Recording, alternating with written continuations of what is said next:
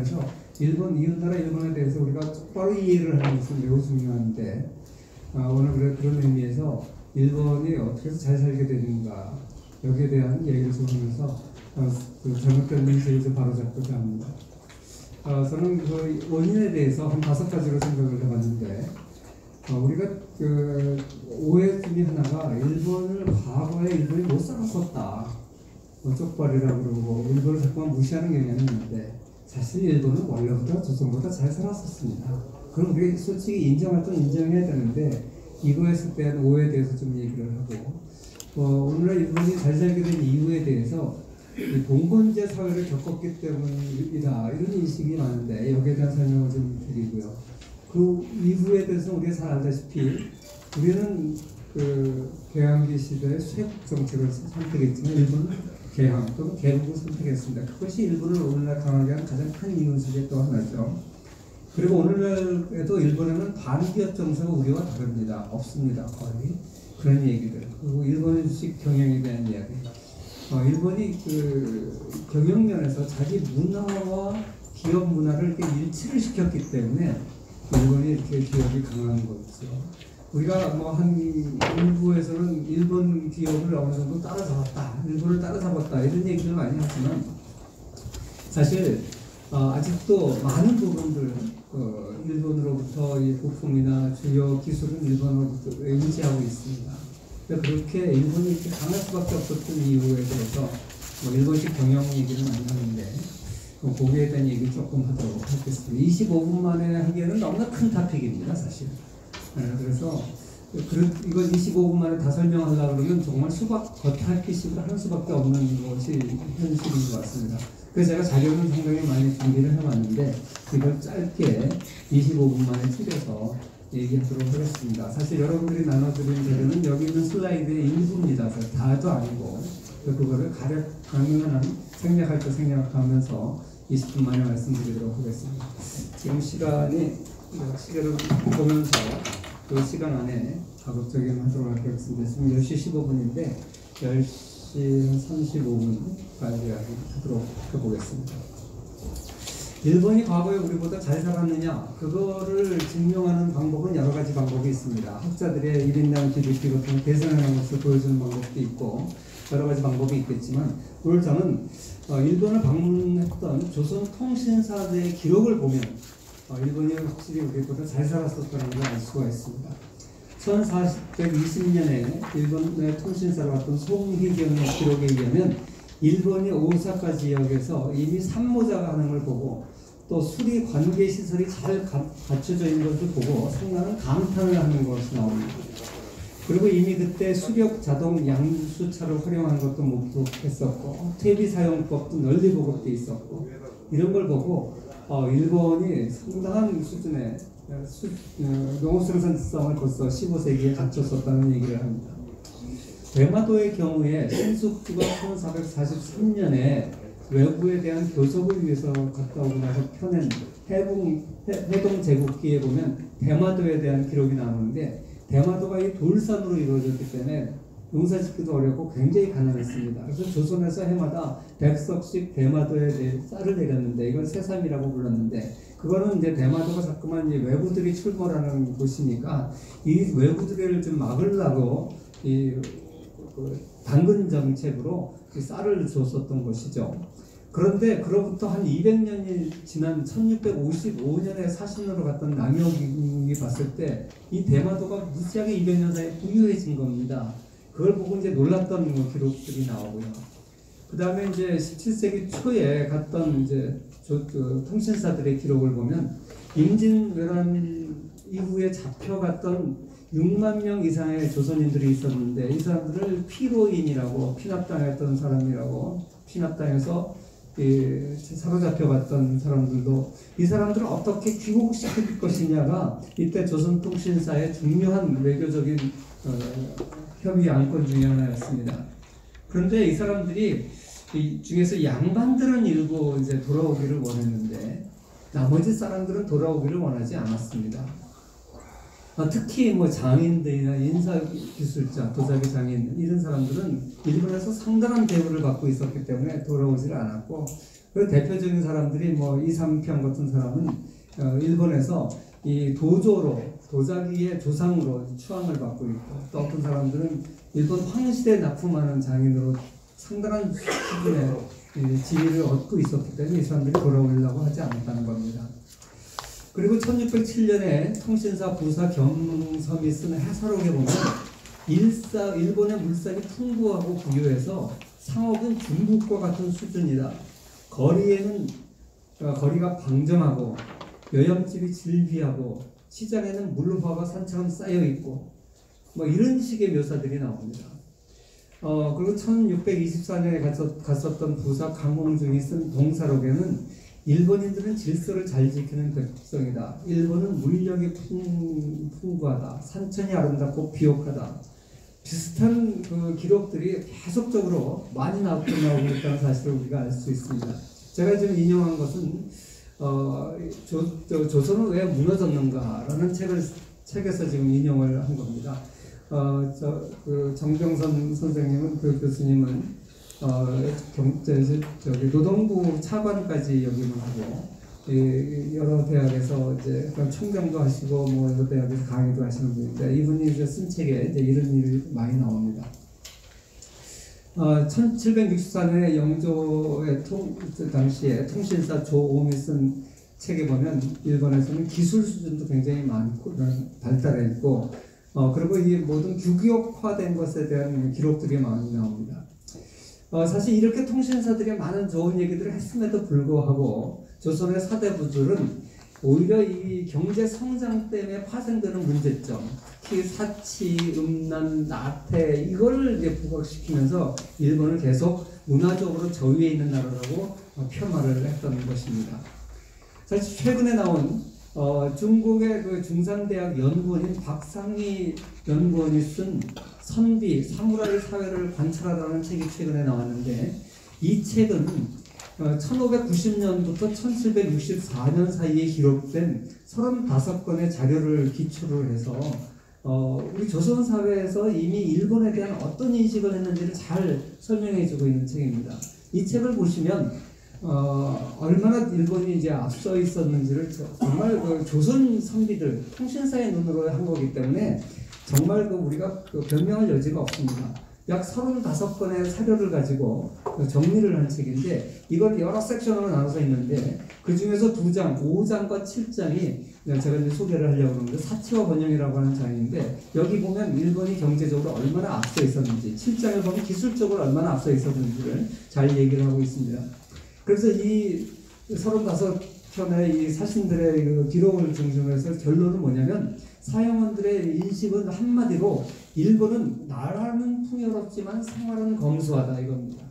우리가 중국의 영향을 받았을지 한상 딱 벌어지게 차려 먹는 게 특징인데, 일본은 먹는데도 그렇게 사치스럽게 먹지 않고 사찰이나 저탕이나 굉장히 장대한데, 어느 정도냐, 그 다음에 물산 같은 거는 중국의 가장 부자 지역인 소주나 항주 이상 간다, 이렇게 이제 얘기를 하는데, 그러나 사람들은 검소하다는 얘기죠. 그 다음에 6장에 보면 기술 쪽에 나오는데, 이 중에서 특히 이제 그런 게 이제 규격화된 것을 쓴다. 우리가 이 다데미 같은 거 보면 규격화되어 있잖아요. 창틀도 규격화되어 있고, 그래서 이 사람들의 그 솜씨도 천하제일이다. 이 천하일이라는 이제 칭호를 이제 장인들한테 부여해 주는데, 이게 처음에는 오다 노부가나 시절에는 금지되어 있었다가 다시 이제 도요토미 히데요시가 이걸 허가를 해가지고 이 장인들이 이 천하제일이라는 뜻의 천하일이라는 칭호를 받는 것을 최고의 명예로 여겼습니다. 그래서 오늘날 기술 일본을 낳게 한 것이 바로 이런 것이라는 거죠. 그래서 1711년에 쓴 사형원 임수관이 쓴 것은 마치 천연의 것으로 기묘해서 자세히 보지 않으면 잘못 진가를 발휘할 수 없다. 사람의 기묘한 솜씨도 조물주의 묘함을 훔칠 수 있다는 걸 알았다. 이런 식으로 그 기술의 정교함에 대해서 얘기를 하고 있고요. 그래서 특히 이제 도량형에 대해서 놀라운 얘기들을 많이 합니다. 칸의 크기가 한 치도 다르지 않는다. 모두 6척이다. 이 창문들 같은 거. 다른 집에 옮겨 놓더라도 조금도 들어맞지 않으면 없다. 사실 오늘날 우리가 이제 이건 미국에서 이 규격화된 것으로 우리 잘 알고 있는데, 도량형 통일이 사실 그때 이후에 굉장히 서양에서도 발전되는 것인데 이걸 이미 일본에서도 하고 있었다는 것이죠. 온 나라에 통용되는 척도의 정밀함 뭐 이런 얘기도 하고 이 박제가가 북학위에 나중에 이제 실학사상가 중에 박제가가 이제 이런 얘기를 하는데 이 주관에서 서술한 제도 이게 이제 춘추전국 시대의 주나라에서 거기서 가장 이상적인 나라의 형태라고 얘기했던 것이 이 일본에 있을 줄 누가 알았겠느냐 이런 얘기들을 박제가가 이제 하고 있는 것이죠.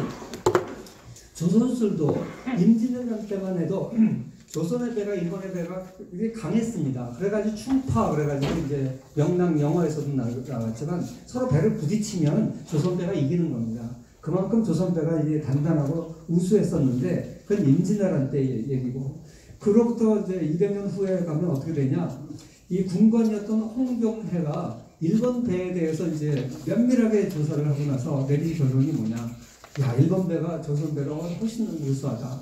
그리고 일본인들은 이미 각국 배에 대해서 뭐라고 평가하고 있냐면 최고의 배는 네덜란드 배다. 그때 당시 17세기는 네덜란드의 세기였기 때문에 네덜란드가 대항해 시대의 최고의 패권 국가였죠. 그래서 최고의 배는 네덜란드 배고 그 다음 우수한 배는 중국 배고 남경의 배고 그 다음 일본 배고 조선 배가 제야 가치이다.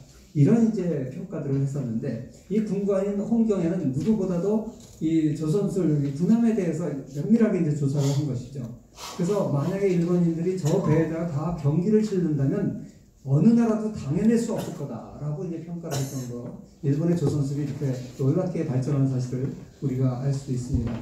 그리고 1763년에 갔던 남욱은 일본 배에 대해서 뭐라고 그러냐면 일본이 섬나라라서 배를 말처럼 부린다. 배가 가볍고 견고해서 한 실올만큼 틈도 없다. 뭐 이걸 막으려고 천조가지로 우리는 물이 들어오면 막으려고 하는데 이런 건 전혀 필요가 없다.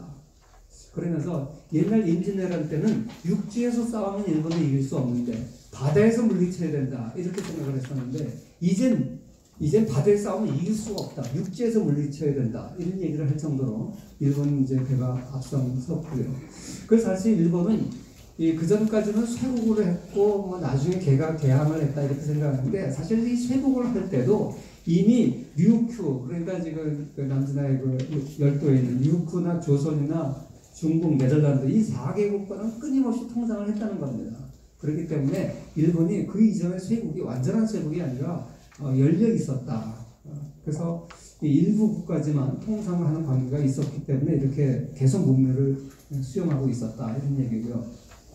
그 다음에 베이징의 석자 교수인 리보준이 최근에 쓴 조청과 장부라는 책이 있습니다. 이 책을 보면 이 글로벌 히스토리로 동아시아를 이제 재조명을 하고 있는데 16세기에서 17세기 자본주의가 이제 막 싹을 튀던 이제 서양에서 이걸 중상주의 시대라 그러는데 이 시대에 이 장부로 상징된 상인 무역의 발전, 그다음에 조총이라는 형태의 새로운 폭력, 이 두 가지 시각에서 동아시아 역사를 이제 조명한 베이징의 석자 교수가 쓴 책입니다. 이 조총과 장부라는 책을 보시면 이 5장에 도구 그래가지고 이 초기 세계화 시대의 국제무역 상품을 쭉 이제 열거를 하고 있는데 이 중에서 일본이 비단, 도자기, 설탕 면에서 중국의 가장 큰 시장이라는 겁니다. 그 수입처입니다.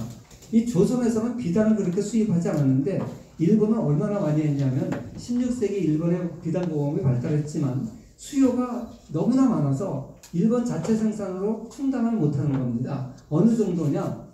17세기에 일본은 중국으로부터 약 2,000에서 3,000kg 단의 생사와 사제품 수입을 했다고 그러는데 그러니까 일본이 사치하지 않으면 일본이 발전하지 않으면 이렇게 비단 수요가 많을 리가 없죠. 그러니까 엄청난 양의 비단을 수입을 했고 일본이 또 도자기를 많이 나중에 이제 임진왜란 때 도공을 들여서 많이 생산했음에도 불구하고 17세기에 도자기를 얼마만큼 많이 수입을 했는지 75만 점을 1637년에 수입한 기록이 있습니다. 75만 점이면 어마어마한 숫자인데 그 다음에 이 설탕도 서양에서는 이 대항해 시대 이후에 설탕의 맛을 알고 설탕은 최고 귀족들이 먹는 굉장히 사치품입니다. 나중에 이제 비싼 또 동양에 이 차를 수입해다가 비싼 차에다가 비싼 설탕을 섞어 먹으면 부의 상징이었거든요. 근데 이 설탕을 일본이 얼마나 많이 수입을 해왔는지 일본의 저당이 거래된 주요 시장 중에 하나였다고 그러고요. 이 포르투갈인들이 중국에서 저당을 구매해서 일본에 팔았다 그래요. 그러니까 우리가 아는 거와 달리 이미 개항 이전에 막부 체제 하에서도 일본은 굉장한 수준의 생활 수준을 누리고 있었다는 사실이 여러 문헌을 통해서 이미 설명됩니다. 제가 5챕터를 한다는데 한 챕터 하니까 이제 5분 남았다 그러네요.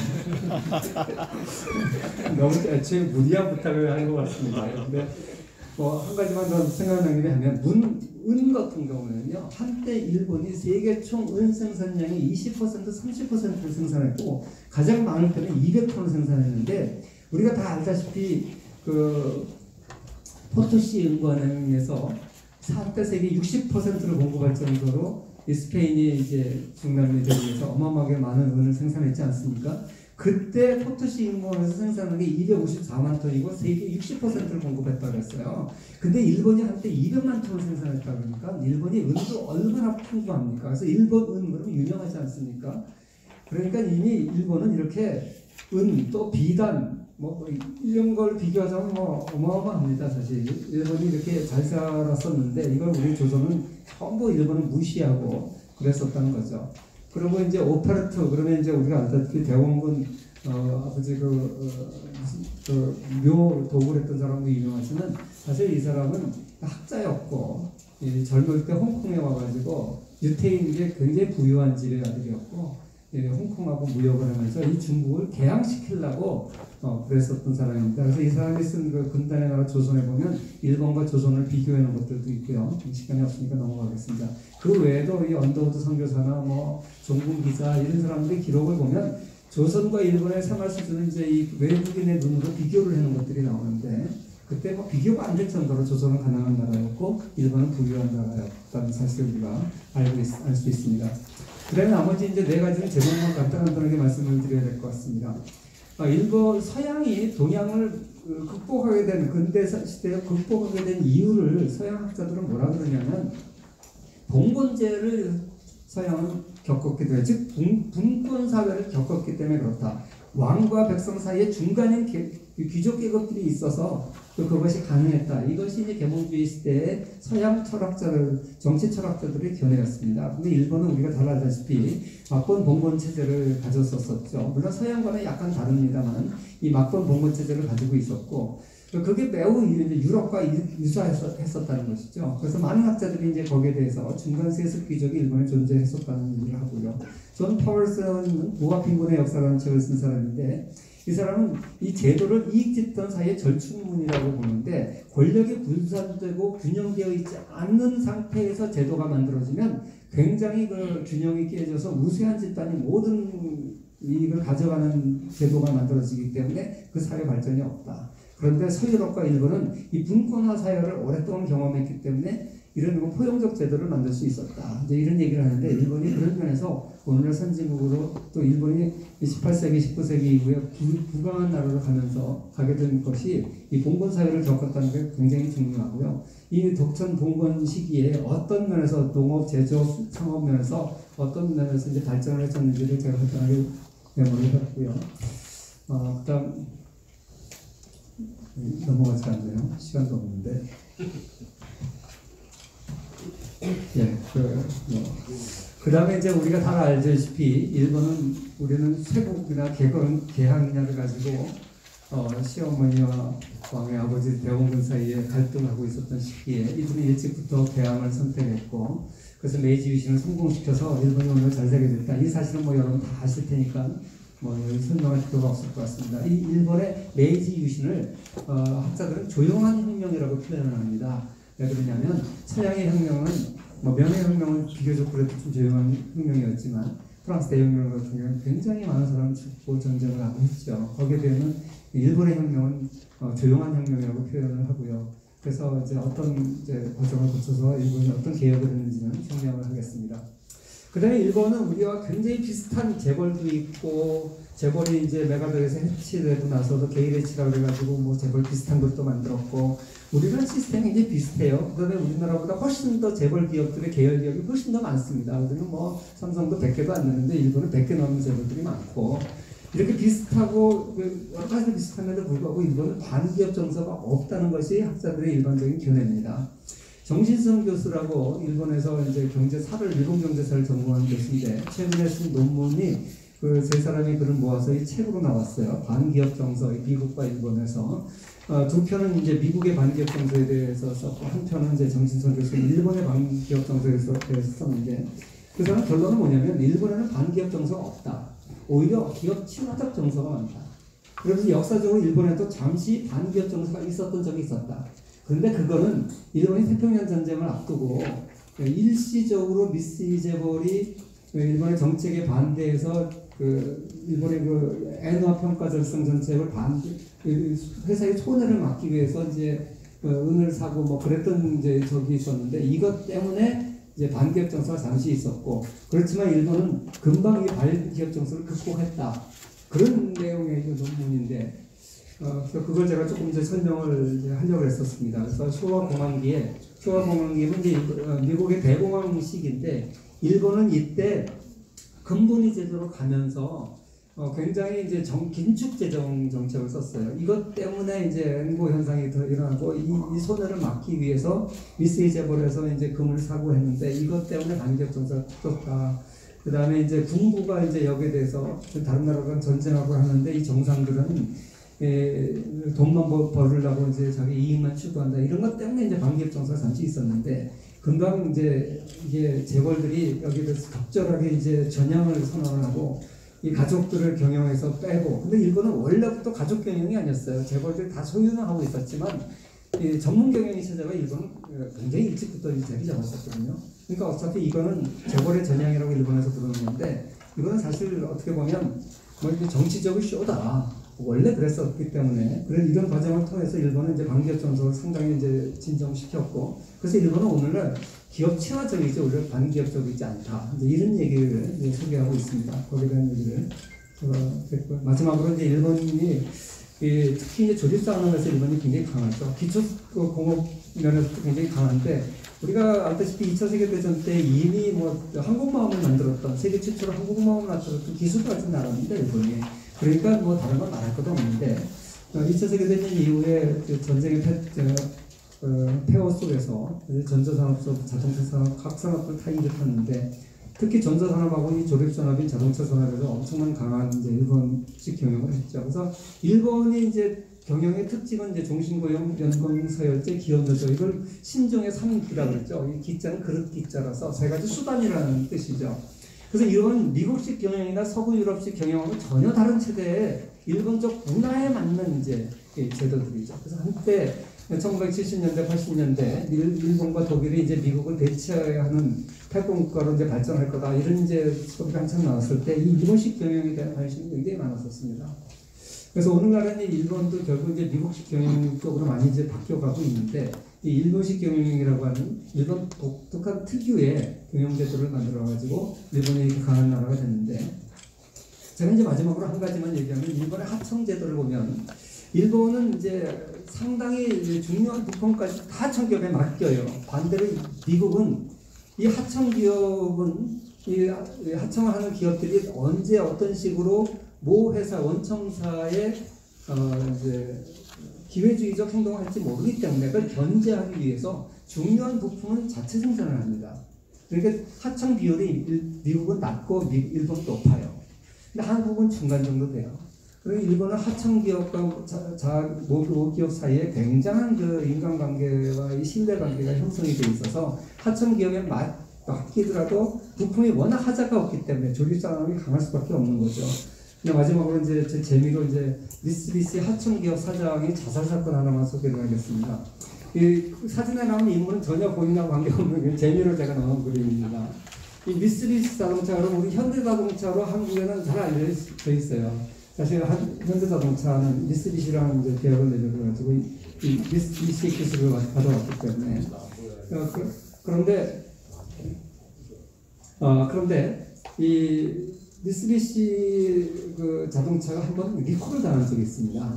근데 지금은 뭐 미쓰비시 자동차가 어디로 흡수됐죠? 합병되어서 이제 이름이 없어졌지만 그러니까 이 미쓰비시 하청 계열사의 사장이 자살을 하는 사건이 있었는데 왜 그러냐면 이제 리콜 당해가지고 그 손해가 나니까 미쓰비시가 그 조사를 해보니까 그 하청회사에 그 조그만 부품 하나 때문에 그 결함이 나타난 거예요. 그래서 그 회사한테 자기네들도 이제 어느 정도 보상을 좀 해라. 그러니까 이 사장이 자살한 거, 자결을 한 거죠. 일본 사람은 자결하면 진짜 죽잖아요. 한국 사람들은 맨날 미수에 끝이는데. 근데 이 자결을 하는데 그 이유가 뭐냐면 억울해서 자결한 게 아니에요. 자기 할아버지가 이 회사를 만들어서 미쓰비시와 오랫동안 평생 동안 좋은 관계를 유지했고, 그래서 이제 미쓰비시의 덕을 많이 봐서 자기 아버지 때 한 번도 평생 이런 불명예스러운 일이 없었는데 내 때에 와서 내가 관리를 잘못해서 이 미쓰비시 회사에 큰 누를 끼쳐서 나는 목숨으로 사죄해야 한다. 그러면서 자결한 거예요. 그러니까 그런 기억을 우리가 어떻게 당합니까?